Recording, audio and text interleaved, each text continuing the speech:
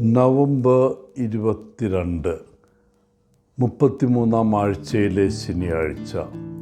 ലൂക്ക 20:27 മുതൽ 40 വരെ വാക്യങ്ങൾ. 50 വയസ്സുള്ള ഒരു അമ്മയാണ് ടെസ റൊമേറോ.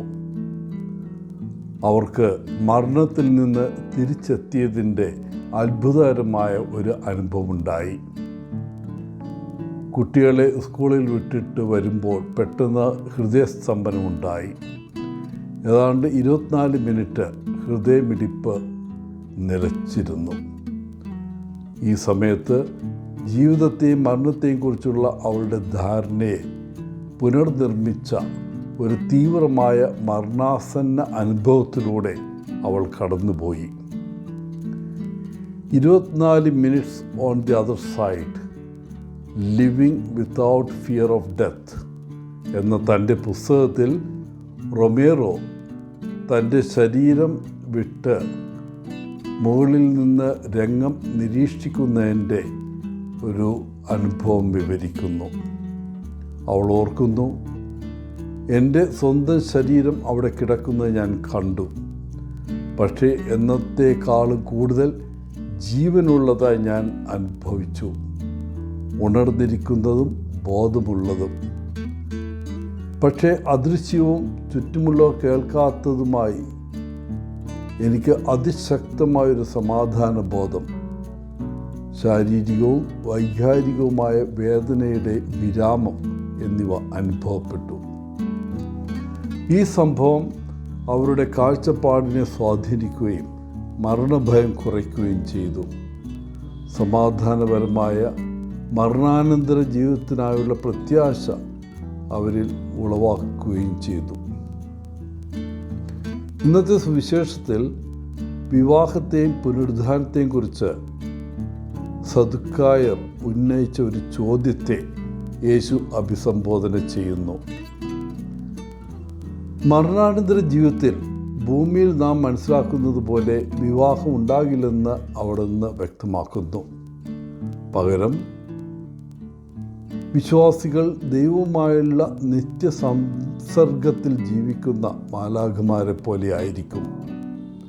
ദൈവം മരിച്ചവരുടെ ദൈവമല്ല, ജീവനുള്ളവരുടെ ദൈവമാണെന്ന് ഉറപ്പിച്ചു പറഞ്ഞുകൊണ്ട് യേശു പുനരുദ്ധാനത്തിൻ്റെ യാഥാർത്ഥ്യത്തെ ഊന്നി പറയുന്നു.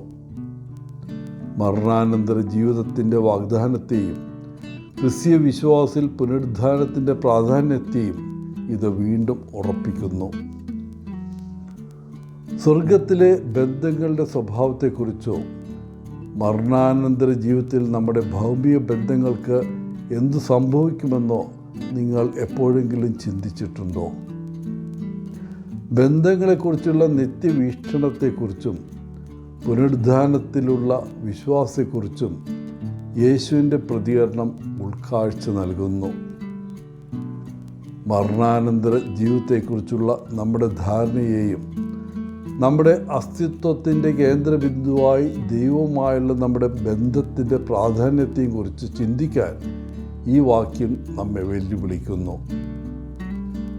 താൻ ജീവിക്കുന്നവരുടെ ദൈവമാണെന്ന് യേശു ഊന്നി പറയുന്നു. അവനുമായുള്ള നമ്മുടെ ബന്ധത്തിൻ്റെ നിത്യസ്വഭാവത്തെയും വിശ്വാസികളെ കാത്തിരിക്കുന്ന പുനരുദ്ധാന പ്രത്യാശയും കുറിച്ച് ചിന്തിക്കാൻ യേശു നമ്മെ ക്ഷണിക്കുന്നു. മരണാനന്തര ജീവിതം തികച്ചും വ്യത്യസ്തമായൊരു മേഖലയാണ്. നമുക്കത് സങ്കല്പിക്കാൻ കഴിവില്ല. അത് നമ്മുടെ ചിന്തയ്ക്കപ്പുറമാണ്. അത് തീർച്ചയായും ഈ ലോകം പോലെ ആകില്ല.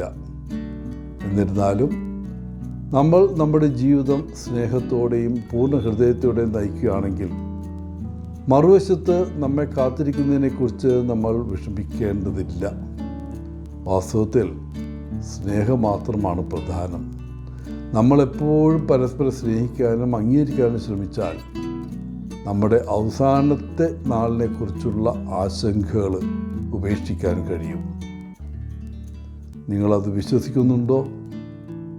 യേശുവിൽ നിങ്ങൾ വിശ്വസിക്കുന്നുണ്ടോ? എല്ലാവർക്കും നല്ലൊരു ദിനം ആശംസിച്ചുകൊണ്ട് ഒത്തിരി സ്നേഹത്തോടെ പോളച്ചൻ CSSR from Kerala.